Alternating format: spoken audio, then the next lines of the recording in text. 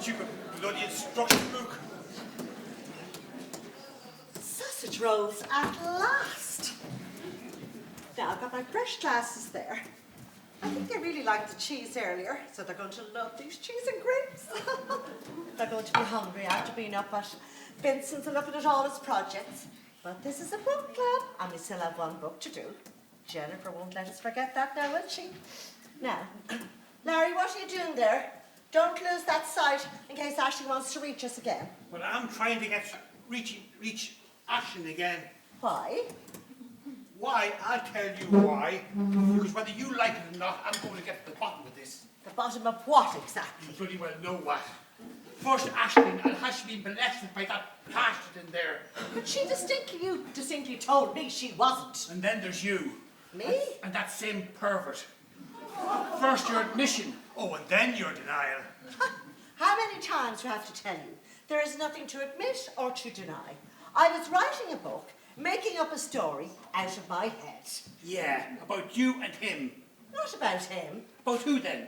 About anyone. Called Robert. Called anything. In your diary. Yeah, that I use as a notebook for taking down my notes for my stories out of my head. Carrying on in the bedroom, on the stairs, in the wardrobe. Not carrying on anywhere. It was all out of my head. But how did it get into your head? Because I make it up. And because I make it up means I'm not doing it. Oh, is that so? Yes, it is so. Do you think Agatha Christie was going around murdering people before she started writing books about murder? Oh, you're full of excuses, Anne. The fact of the matter is, I never knew anything about you writing or even wanting to be a writer. Yes, you did. No, I didn't. Yes, I was always saying it. I sang about it too. It used to be one of my favourite party pieces I'd always sing. What was it? If they'd asked me, I could write a book. I never even knew you knew that. Yes, you did. No, I didn't. But I do know one thing, that under this roof, we have a sex maniac, an adulterer, and a pervert. What are you talking about? Him, under this roof. Larry, if you want to accuse anything of anyone, accuse your own brother, also under this roof, and a convicted jailbird for having caused the death of an innocent man. Because, like you, he thought the poor devil was guilty of something. That poor devil was guilty of molesting a young he woman. was innocent. Anyway, he only threatened him, that's all. Yeah, with 6-inch nails and a knife. Yeah, that's your Vincent for you. And his late vocation for the priesthood, and his temper and everything. Lies, Anne. All bloody lies. No, Larry, the truth. But you're not interested in the truth. Not about Vincent, and not about what student Ashley has to say, or what I have to say. And not about this recession, and what it's doing to us. And not about the people we've got to go out and meet and link up to every day if we have any chance of getting through it. Sorry for interrupting. It's all right, Dorothy. We were just discussing the second book. Oh. Are you all finished with Vincent? Not quite. I was wondering if he might join us for the final session, if you're both agreeable. Well, yes, I think we'd be agreeable, Larry. You mean Vincent? Oh, yes. He's very interesting and most informed. And, well, I was thinking, we were all wondering, thinking that he could make great contributions. Really? Yes. Well, okay. Why not bring him down and come all down together when you're ready? Oh, I'll go and tell them. Yeah. And tell them we've sausage rolls here. Oh, I will.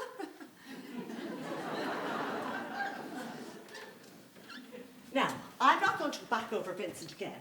He did what he did, and he's here with us now, and as long as he doesn't stay forever, I'm willing to put up with that. But we have one more book to do, so can we just please get through it? And remember, these are actually important people, they want to be our friends, and they have influence. So, they'll be here for 2 more hours maximum. And you just remember, I'm not an idiot. Acting like one. And here they are. But where does he get so many of them? Well, everyone uses matchsticks these days. Anne, this is truly our most exciting book club ever. Do you think so? Really? Out of doubt. And Larry, your brother, is just amazing. Yeah, and talented. Oh, so talented. Just like to say sausage rolls here? Oh, is there any end to your amuse-bouche? Well, it's just cake and sausage rolls and cheese sticks, but I'd suggest the sausage rolls first while they're still hot. Absolutely agree, Anne. Now, why did the sausage roll, Don't start, Robert. Larry? Because it saw the apple crumble. And why did the tomato blush? Now, don't encourage him. Because it saw the salad dressing. God, you're kidding me. And where's Dorothy? Oh, I think she's up there counting matchsticks in St. Peter's Basilica. She's enthralled by all Vincent's work, as are we.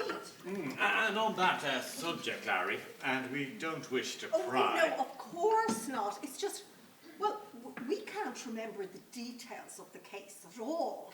Yeah, we know it was in England, and it was contended that that Vincent was trying to confront the other guy who was up to something. Well, it was all over 4 years ago. Yes, but do I remember that Vincent tried to nail him to the floor? No, you don't remember that, because that never happened. No, but the police burst in. No, because he never intended to do it in the first place. And she'd only have to look at Vincent to know that he'd never do anything like that. Absolutely. He's gentle as a lamb. Exactly. So it was only a threat to nail him and to castrate him. Well, that's exactly how wrong information gets out, because that never happened, never. No, but wasn't he shouting that he was trying to castrate him when the neighbours phoned the police? He wasn't shouting. He was just saying he was going to castigate the man. You know, teach him a lesson. That's what the word means, to castigate. Of course. But then, of course, his neighbours and the English police had to get it all wrong. And we think that's how it got into the papers. And by then the charge was manslaughter. Well, it shouldn't have been manslaughter or anything like that. I mean, how was Vincent to know that the man had a bad heart condition? How was suddenly dropped dead? It should have been case dismissed. But isn't this the most amazing outcome to such a tragic set of circumstances? How Vincent, taken from his quiet life and incarcerated, suddenly challenged his inner energies, discovered his gifts, and revealed an inner genius.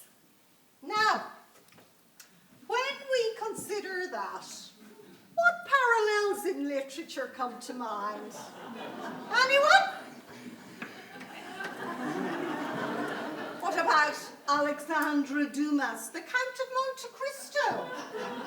Or Alexander Solzhenitsyn's Gulag Archipelago? Or even Henri Charrier's Papillon? The list goes on. I can see us having to write essays on this for next week. Oh no, but really, someone should write a book about it. If any of us had the talent to do that, well, Another sausage roll for anyone? Delicious, Anne. Thank you. Larry. but really, we mustn't forget our own book club proper. We still have our second book to do. To Kill a Mockingbird. And I may have some interesting comments on a latter-day Boo Radley not a million miles away from us. All for later, Robert. Absolutely. Careful now, Vincent. Careful.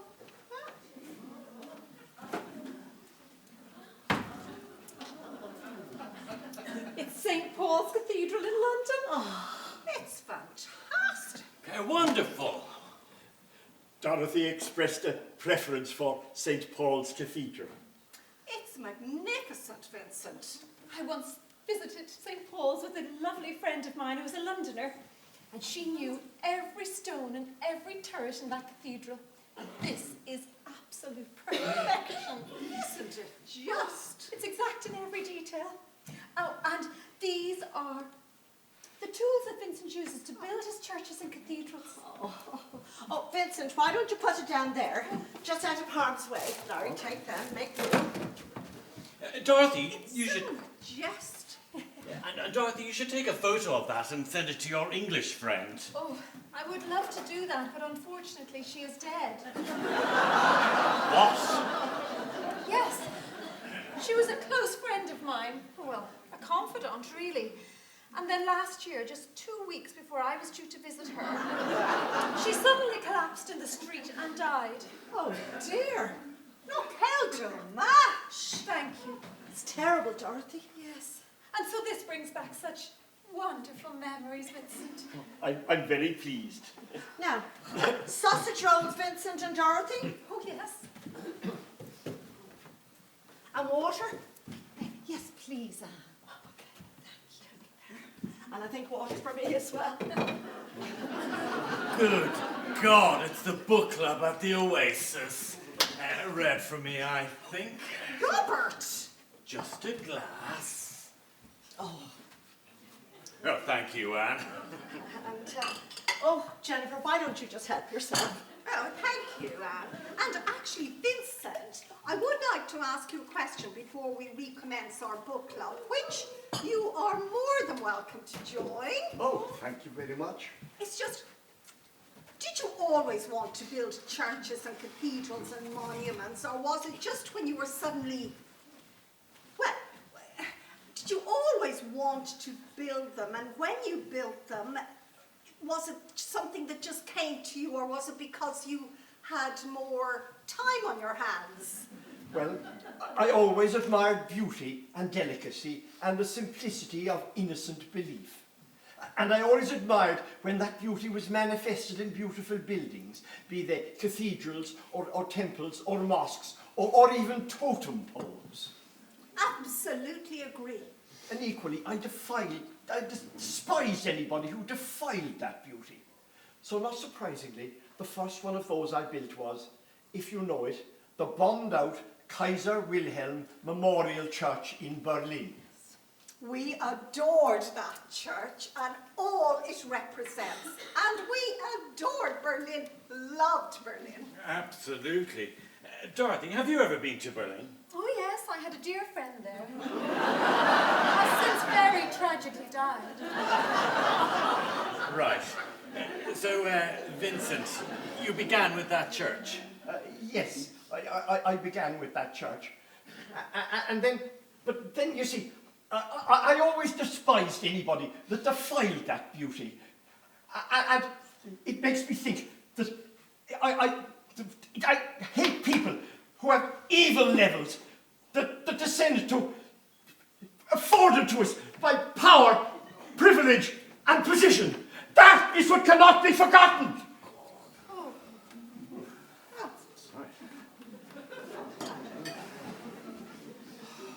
But after time passed, you saw beauty again and built more magnificent churches and monuments.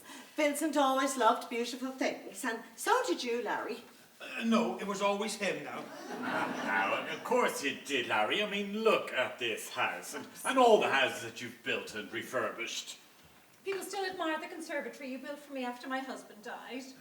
Oh, and we always intended to get you. You were most sought after, Larry. Absolutely. And you always had a great sense of beauty, Larry. Oh, I hadn't. Yes, you had. You did, Larry. And you're the snappiest dresser grown up. And the way your hair used to fall in your eyes. Oh, would you stop it, for goodness sake? Very good looking you were. Oh, I can well believe that. And all the birds you had. Oh, did you? What birds? The feathery ones. Oh, those ones. Panic over, Larry. They were Mommy and Daddy's, not No, mine. you had them too. Yes, you did, Larry. Here in this house. Beautiful birds, cages full of them. And I think I remember you talking about those. Yes, I remember one in a cage out there. Yeah, we had them everywhere. We did, really. The last one was the budgie that... unfortunately. Did it die? The budgie? Yes, yeah, it was Ashling's and it Oh. died. Poor Aisling, was she devastated? Yes, for a little while. Oh, And as I am so painfully aware, death often comes to those in whom we have invested so much love, leaving us empty and bereft. But the point is, they were all your idea, Larry, and they were lovely and they were gorgeous. exactly. Point well made, Anne. Oh, thank you. Robert, how did you know that we had a budgie in the cage out there? What? You just said that you knew that we had a budgie in the cage out there. How did you know that? Budgie in a cage? I never knew that. But you just said it. I don't remember saying that. I don't think he did, Larry. I just heard him now. He said it. But I mean, how could I know, Larry? I mean, I've never been here before, ever. Exactly. So how did you know that we had a budgie in the conservatory out there? That's why I'm asking. Honestly, Larry, I don't think Robert mentioned a conservatory at all. No, he didn't mention conservatory. He pointed to it. Pointed Yes, pointed to it like this. at a budgie that wasn't there. Don't think he said it, Larry. No, I don't think he did either, Larry. There, you see? I shan't hear him say it. Larry! But how could I? I mean, I was never here to know. Well, I was never here and I know. How did you know, Dorothy? Well, because Anne told me about the budgie. No, I didn't. Honestly, Vincent. Oh, you did, Anne. You told me that there was a budgie out there in the conservatory, always singing in its cage, and that's how I knew it was there, even though I was never here. Do you know, Anne? I think you could have told me that too. You know, I think I was always saying it. I said it to everyone, and I think that's how everyone knew. And then that must have been how I knew. So that's why I said it. But you just said you didn't say it. Well, if everyone else says I said it, then I may as well have said it. And I knew because, well, Anne told Jennifer, and Jennifer told me. And that must have been how it was. Exactly. So, that concludes the mystery of who did or didn't know the budgie was or wasn't in the cage. Now, anyone else like some wine or cheese or crackers or cake or anything? Just help yourselves. Robert, not Oh. you. You've had enough. No, I haven't. Oh, I suppose you're right. Never mind. That's your fourth drink. It's Please. fine, Jennifer. It's fine. It'll be a taxi home, so tonight? A taxi. So, can we please resume our book club and recommence our second book, Analysis and Reaction? Yes. But a wonderful interruption, pausing to hear and see all about Vincent's wonderful work. Yes, magnificent accomplishments. So you'll join us now, Larry, will you? No, I don't think so. You should, Larry. You've read the book. You know all about it. You have opinions on it. Yes, and then we'll have the perfect balance of 3 ladies and 3 men. Come on, Larry. Join the man. Oh, all right then. Oh, excellent. Well done, Larry. Excellent. This is a great book club. Thanks, Larry, love. Well, I want to come to all of these. Well, applications in writing to the bank manager yourself. But now, Vincent, as you are the new boy in our class, I mean club. Freudian. Yes. Just want to tell you the modus operandi of our club. So what we do first is we get immediate reactions without interruption from each member, followed by a more general analysis/examination. Okay? Yes. Any thank you. questions? No, thank you very much. Okay. And Vincent, we have all our discussions about our books in our library. Now, Anne, I've been thinking about that. We're all very comfortable. Why don't we just stay here? Oh, Well, I'm very settled. Larry? I don't really care.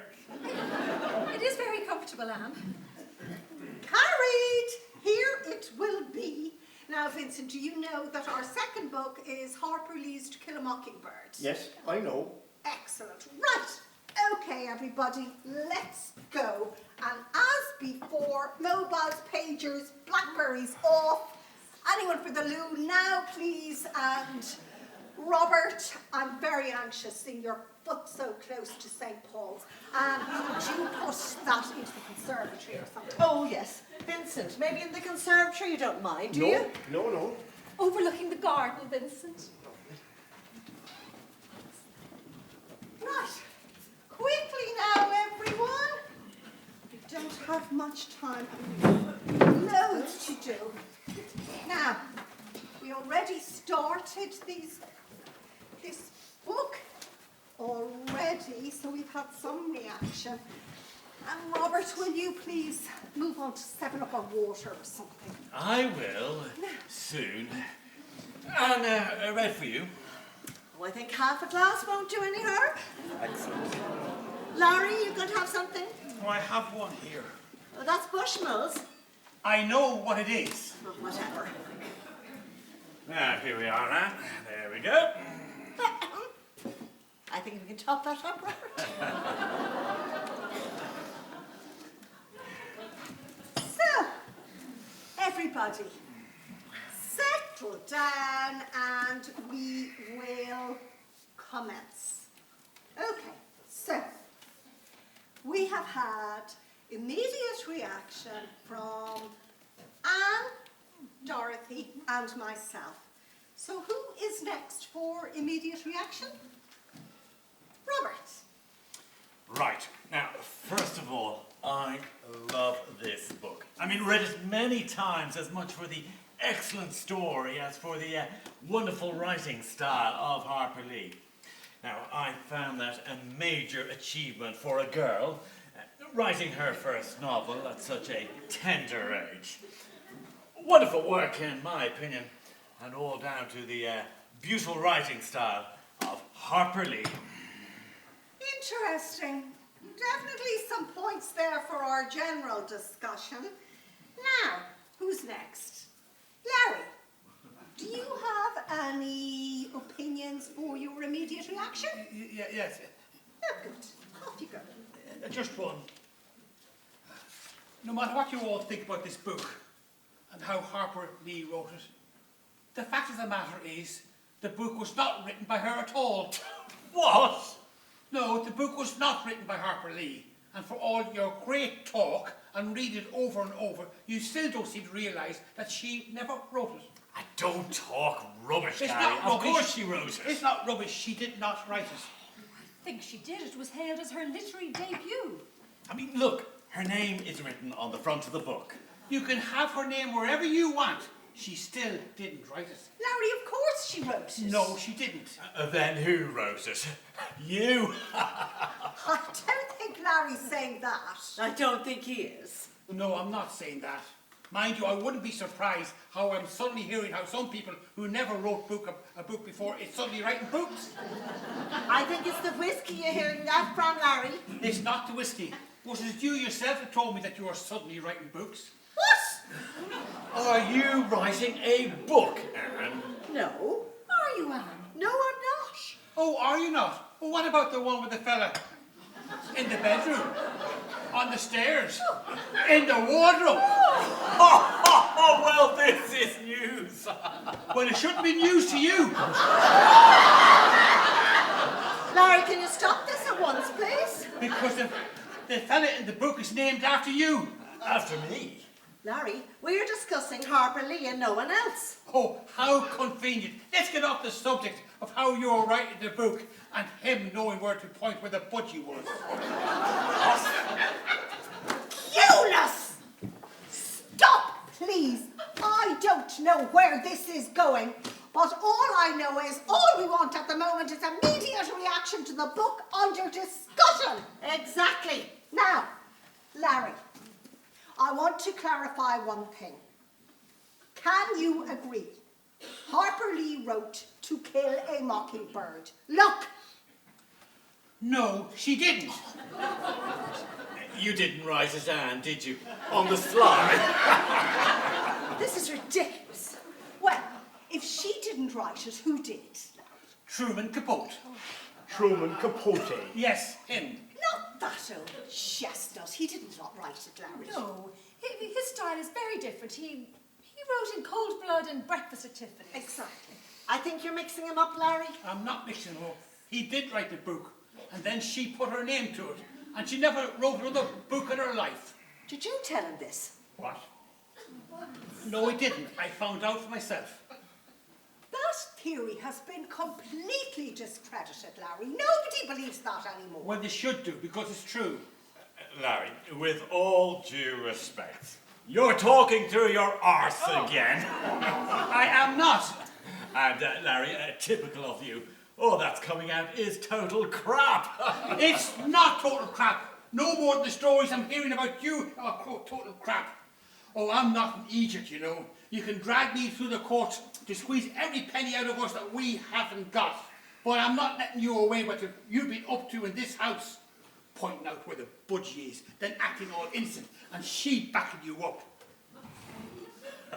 What's he drinking? And I don't care what you've been doing in the wardrobe or on the stairs, or God knows everywhere else in this house we don't know about. Larry, will you shut up? And another thing, and you can deny it if you want, but if you put a hand near that daughter of mine or her friend in that private office of yours in the bank, Now, you hold on. no, you hold on, because I swear I'll do 20 years if you touch that daughter of mine. Well, you better have proof of what you're saying, I because have- I have witnesses here. I have proof, I have proof. Right, let's have the proof. Let's have it now. Oh, I know you. I know you, two young temporary girls down in your bank. You say that once more again, without proof, and I'll have you in jail for slander. The proof is what my daughter told me. She didn't tell you. What did she tell you? What did she say? She told him nothing, Jennifer. It wasn't nothing. Is this Mandy Ryan all over again, Robert? Is it? No, it's not Mandy Ryan. And he has no proof. I have the proof. Sake. And the other proof of the other thing is you being able to point at the budgie. Listen to him. There is no budgie. What budgie? The budgie. And you and my wife in here while I was down in Wexford. That is not true. Shut up, Abby. Gentlemen, please. This is a book club. You're a bullshitter, a failure, and a bankrupt. And you're a liar and a sex maniac. And you're just an ignorant drunk, raving about the first thing that comes into your empty head, pointing at budgies that aren't even there. He's not raving. He's telling the truth. Well, look who's joined in. I know all about you. And I know all about you. Don't you think we don't all know what you were in jail for? You say one more word about me and Trying to castrate a man who was innocent. he wasn't innocent. I knew what he was doing. He was innocent, and he died innocent, and you went to jail. A miscarriage of justice. Miscarriage of justice, my arse. I read it all on Google. And Google you up so well. Back here with his churches and your accusations and your budgies and his matchstick cathedrals. Oh, right then. I'll tell you about the budgie.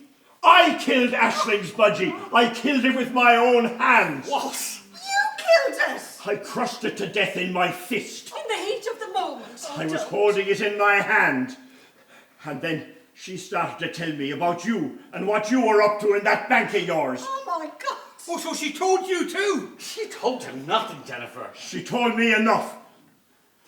God, what exactly did she tell you? She told me enough. And she only 18. An innocent girl. Well, she couldn't have. Or she's a liar too. Oh, so we're all liars, are we? Well, I'm sick of this, you bastard. Lunatics, absolute lunatics. Oh, no, you don't. I did nothing, I did nothing. Oh, she's locked the door. Open the door. I am open the door, you bitch. My neck. Right, don't move, everyone. Don't move or I'll break his neck. Jennifer, get the police. You move on. Get the bloody police. My neck. Oh, please don't hurt his neck. Tell him not to come near me with that knife. No, don't. My neck. 999. I know. No police. I said no police. Jennifer, please, not the police, please. Any one of you move, anyone, and I'll break his neck. I know how to do it. I'd be trained to do it. You let Open the door, you bitch! you let him go now, or you'll be singing soprano for the rest of your life. Police, quick! Tell them to get here now. Hello? Police? Yes, yes, thank you. We're at our book club and somebody has tried to castrate my husband. Will you stop saying that? I don't care if I do go back to jail. I can do it. No, my neck! He's breaking my neck! I'm coming. Vincent! No, Stop. don't! Give them the address. Is it street or road? Just put that down. Vincent, do not move. I can't move! This could be Ashling. Ashley, how do you know? She said she might call back later. Jennifer, we can ask her. We can ask her. 1 second, guard. Hello? Hello, love. Hello, Ashling. Yes? Yes, it's still on. Okay, you want to chat. Okay, love. Okay, fine. See you, talk to you in a minute. Now, Ashley's going to come on. She'll be on the computer and you'll be able to see her on the TV. So can you please be quiet?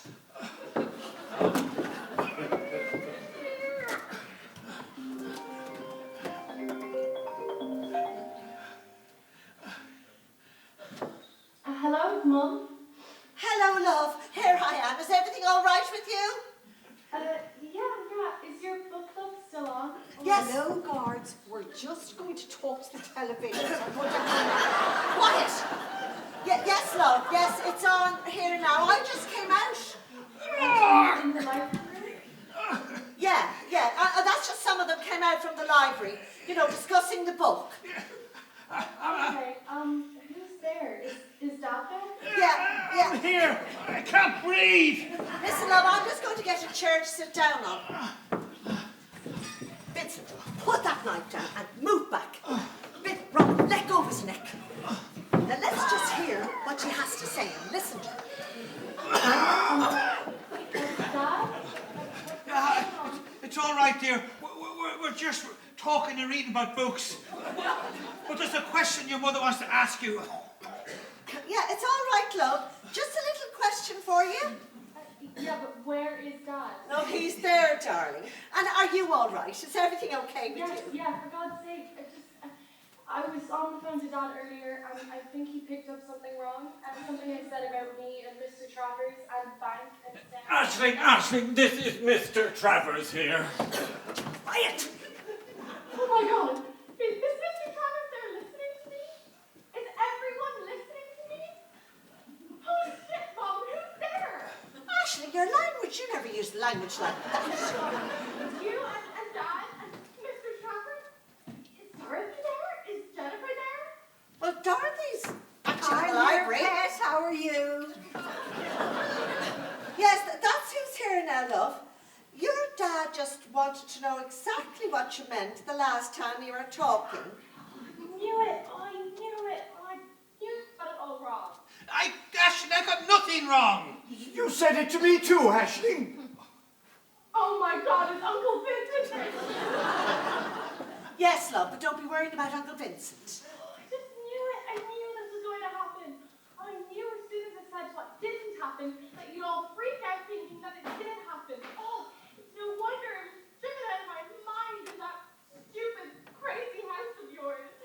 With all your suspicions and questions and expectations. Ashley, you said that... You told me what happened, Ashling. Oh, for God's sake, listen, I didn't. I was trying to explain in case you heard the rumors about Mr. Travers. What rumors?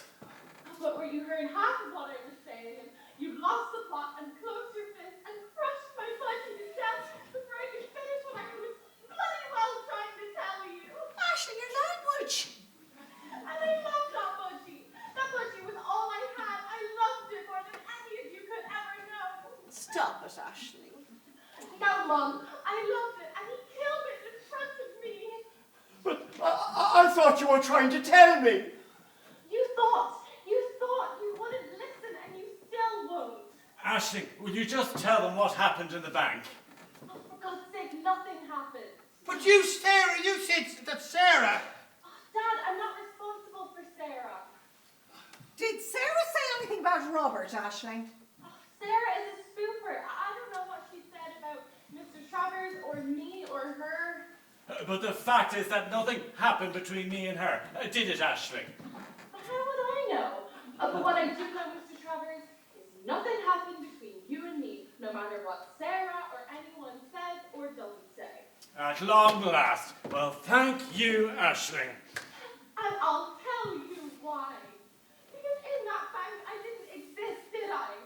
When did you ever say good morning to me or say hello to me? Now, Aisling. Or even say my name. Oh, I wasn't Sarah, was I? I wasn't pretty like Sarah. Now, hold on a minute, Aisling. Oh, to you, I was just her plain friend. The one with very few words, nothing to say, with no friends. Oh, stop it, Aisling. You have lots of friends that love you, and you love them. Oh, Mom, I know. But I'll tell you what I did love. I loved that much. Anything in this world, and that lunatic killed it in front of me. Aisling, Okay. It's all over now. I'm away from it all.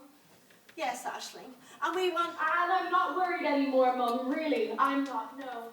Because now I've said my say. The silent one has spoken, so you can all do whatever you like. Because I'm here, I'm away from it all. The sun is up, the sky is blue. It's a lovely day, and we're all off to the beach on bikes.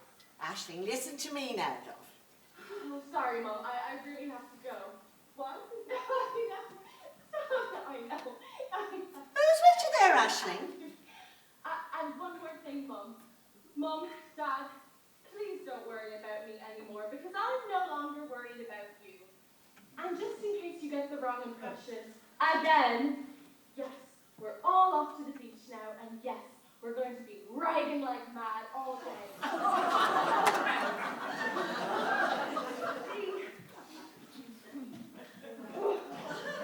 Love you, Mum. Love you, Dad. Bye. I just want to apologise.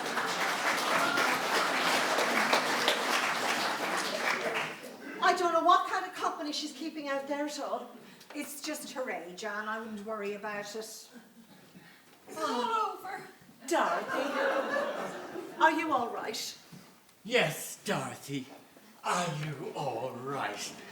Why did you lock that door? I was about to be knifed by that lunatic. I was acting in good faith. I just want to know how old this Sarah Murray girl is. You see? Some things never change, do they, Robert? What do you want me to do? I mean, they're all lies, for God's sake. Well, I'd like you to stop shouting. My doctor has told me that shouting is going to make Oh, me... you and your doctor. Go and tell your doctor that your only problem is that you're too spoiled and that you have too much money that was handed to you for doing absolutely nothing. And now you get too much attention.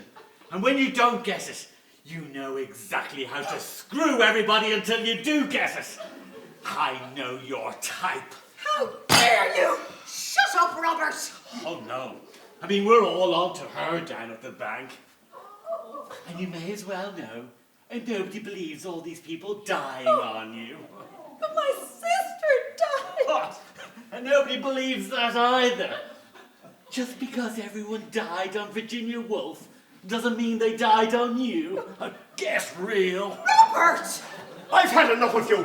I'm bullying a defenseless lady with your accusations. Please stop. With my accusations? Have you any idea what your accusations could do to my life?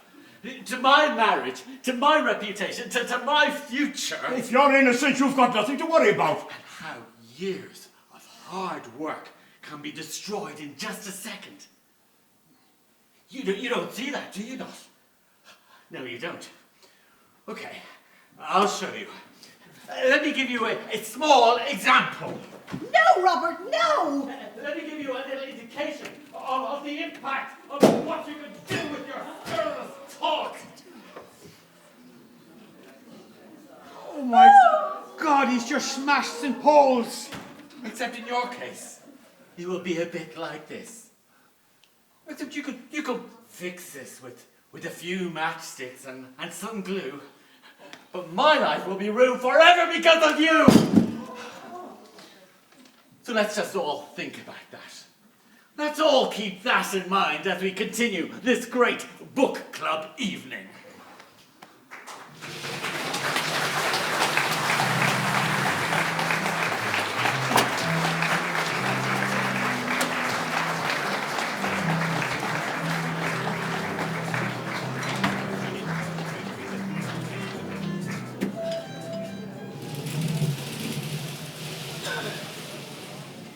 All right, Jennifer, let's circle Wednesday the 15th and then network our availabilities, okay? Excellent. Yes, we had a very good book club evening. Yeah, Andy was proud and great discussions on both Lighthouse and Mockingbird. So don't miss the next one, okay? Right. What? No, it's Monica's choice, Atonement. Great. See you then, Jennifer. Bye. Bye. Right. We're all agreed nobody need know what happened here. Agreed. Some hope. And it wouldn't have happened if some people weren't inherently stupid and didn't know how to stop drinking. I'm very sorry, Jennifer. Not you, Anne. You gave us a wonderful evening. Others, however, seem determined to destroy not only themselves, but everyone else around them.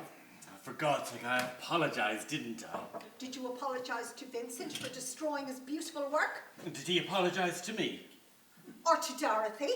I apologized to her. Or are you determined to destroy and get yourself demoted or worse, sacked from your job due to your incredible stupidity?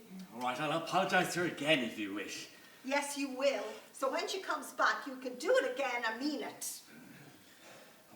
Where is Dorothy anyway? Oh, she's just gone out to her car to get a few things.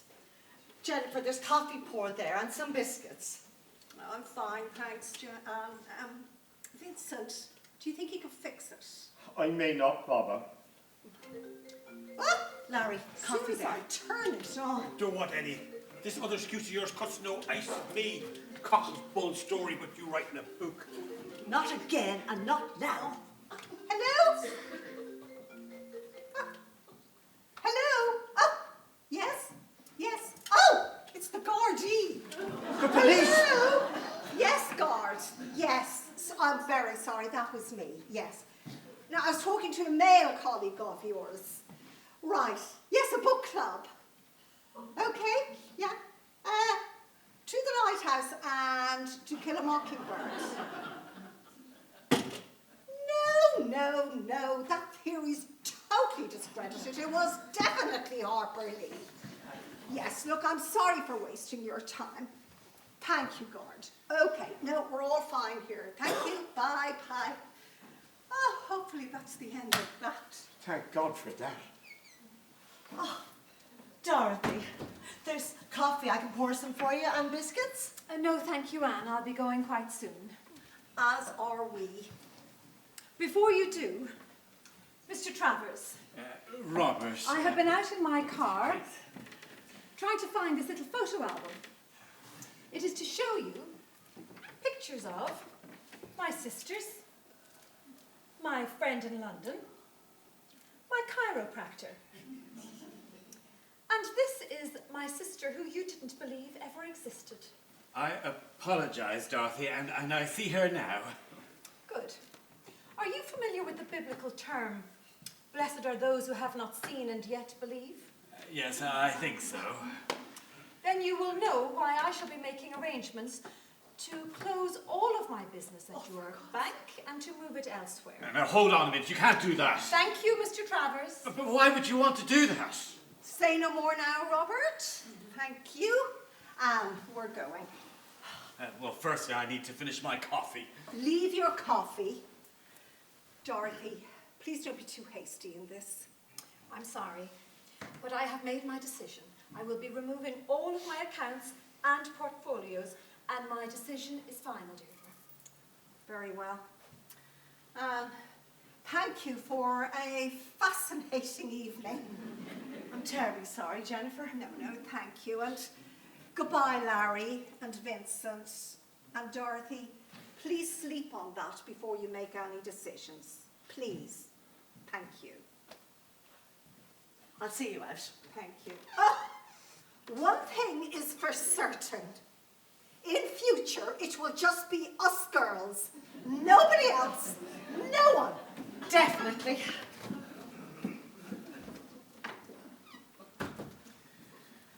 Right, I think I've made my point. Vincent, good luck with your life and everything. And Larry, just to say this, I think it best that we have a meeting with our legal guys very soon for some straight talking. Robert, he's at the car now. For God's sake, yes, coming! Because I'm sorry to say the gloves are now off, so let's have that meeting first thing Monday morning, and let's have a call to confirm that tomorrow, no later. Robert! The sooner you settle this, the better it will be for you, while you still have some options. Coming! Coming! I think I'll put this upstairs.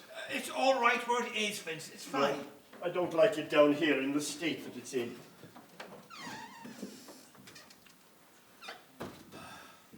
These really are my family and friends, you know. I know they are, Dorothy. In Bosnia.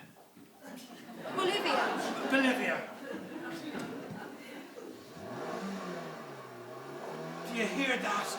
Oh, they have cracks inches deep in my gravel after that. Oh, I hope I didn't do that too, Larry. No, you drive nobody. He did that deliberately on the way in. Yes. And now she's doing it on the way out. You'd think they were on top gear or something. God, Dorothy, what an evening. Oh, the men didn't fit in, did they? True. And men always fight. Yes, they do. Dorothy, Jennifer's really worried. Did you mean when you said that you'd remove all your accounts from the bank? It's just, Jennifer said Robert got his promotion on the strength of securing your investments. And if they were ever to downsize at the bank, well then, you'd be in trouble. Well, it depends on how the meeting goes with Larry. With Larry? Yes, they're meeting on Monday, and if Robert is kind and conciliatory towards Larry, well, I may leave my accounts where they are. Oh, Dorothy, that's such a relief. That would be marvellous. And I'll secretly tell Jennifer to gently tell Robert to be conciliatory. And I won't say a word to Larry. We don't want them locking horns again, do we? And Anne, I'm not doing this for Larry, you know. I'm doing it for you. For me? Yes. You really don't remember what you said to me on the night coming home from Monica's book club. When I told you too much Well, about... I told you a great deal too about me and why I relate to Virginia Woolf so much. And you listened and you were very kind. And I appreciate that. So thank you very much. Now, I really must be going. Oh, just in time. Are you leaving? Oh, enough of books for one evening, Vincent. Well, as you admired my work, I've got a present for you. Oh, how beautiful. And you made it, of course. A long time ago. As you can see, the door is open and the lock is on the inside. How intriguing. Just to pretend that we all have the wherewithal to be free. Indeed. Thank you. And I've got a surprise for you too. A surprise for me? Let me see, I love surprises. No, later. Open it later. Everything is for later. When we're all at peace and everything is forgiven and forgotten. Later. Goodbye, Dorothy. Oh, goodbye, Vincent. Will I see you going down to get your paper? I go down every morning. I know you do. Good.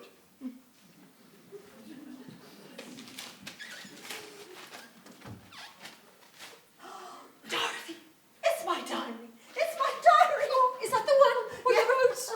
Yeah, the one I thought Aisling had. Yes. Oh,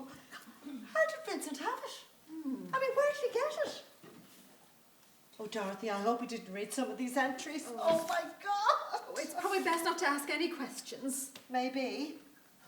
And maybe that's what he meant about everything being forgiven and forgotten and everyone at peace. I don't know. Yes. But thank God anyway I have it. Yes. And this is going to be destroyed this very night. Good. Now, I'll see you at the next book club on the 15th. Yes, a more relaxed one. Yes. And thank you for this one, Anne. Oh, you're very welcome. Come on. Are you going, Dorothy, are you? Well, yes I am, and don't worry, I'll be careful with your gravel. That's grand. I'll give you a guidance out. Don't worry, I have the rake out there anyway. Cheerio, Dorothy. See you soon. Goodbye, Anne. Safe home. Vincent gave me a birdcage. Oh, that is beautiful, Dorothy. I know, I know. Absolutely beautiful. Isn't it gorgeous? That is very good. What did I write? Is this? Oh my God! What was I thinking? Was I out of my bloody mind or something? Jeez.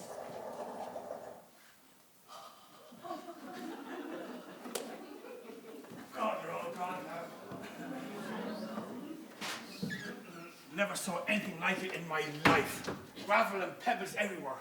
Up in the porch, on the mat, in my grass. Stones that would kill my lawnmower. From Dorothy too? No, just the other pair. No thought for anyone. Now I've got to go in and see him on Monday after that ultimatum. Coffee here for you. Oh, it's not coffee I need, Anne. As poor now anyway. I may as well tell you, this could be the end of everything. Because we'd be lucky if we have a roof over our heads. Because once that guy gets going, he will throw the book at us. And as for that bank of his, well, I tell you, they'll show no mercy. They never do. I can tell you, they will throw the book at us as well. And he made that quite clear tonight, so he did. Well, you never know. I do know, that's the point. And that's another thing. I'm going to find out about this diary of yours and this story of you about you meant to be writing a book. Oh, Larry, I've already explained all that to you. Oh, I know. But I'm going to get onto Ashley. I'm going to get her to send that diary directly to me by registered post. I want to see the proof of this book that you're writing and how you're going about it. Larry, I've just had enough of that for one night, right? I don't want to hear any more. All I know is that I'm tired and exhausted and I just want to close my eyes and have some peace around here. Maybe you could switch off that computer, would you? Me? Yeah, please. It's the green light on the monitor. God, if I haven't been through enough tonight, Anne. And I'm exhausted too, you know.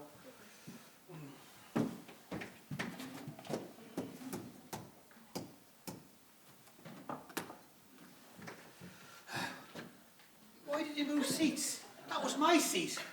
I just find this seat on the couch more comfortable, that's all. No more comfortable than the one I was in. Oh, Larry, I'm not going to get into an argument about that. But let me say this to you. I would be delighted if you were to send for my diary to arrive to you by registered post. Oh, I will. Don't you worry, I will. Because then you will see, as I'm tired explaining, how on each page you'll see the notes I wrote about me writing a book. And you'll see the names of the characters and all the chapters and how it's all making up. Yeah, me and how I wanted to be a great success because it was my first book. So, the sooner you get it sent over, the better.